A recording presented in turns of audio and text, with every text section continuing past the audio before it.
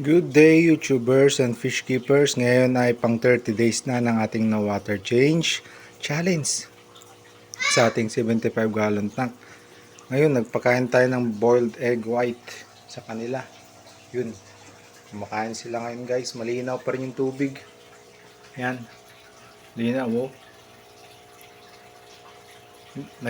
Kakalinis lang natin ng filter guys. Yan, luminis na ulit. Tingnan natin kung mapapalinaw niya.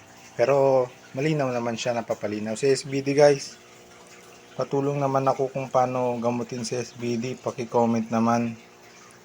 Tapos may mga ibang rancho. Yun yung mga Siamese alligator natin guys.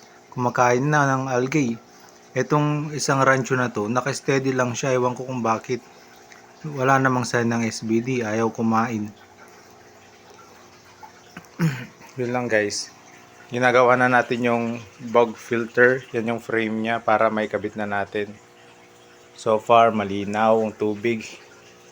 May isang rancho lang na ano. Ewan ko kung anong nangyari, ba't di gumagalaw. Baka may parasite yan guys. Kaya ganyan. Thanks for watching guys. Busy tayo ngayon. Short video lang. Thank you for watching sa SBD. Ano kayang pwede natin gawin dito guys?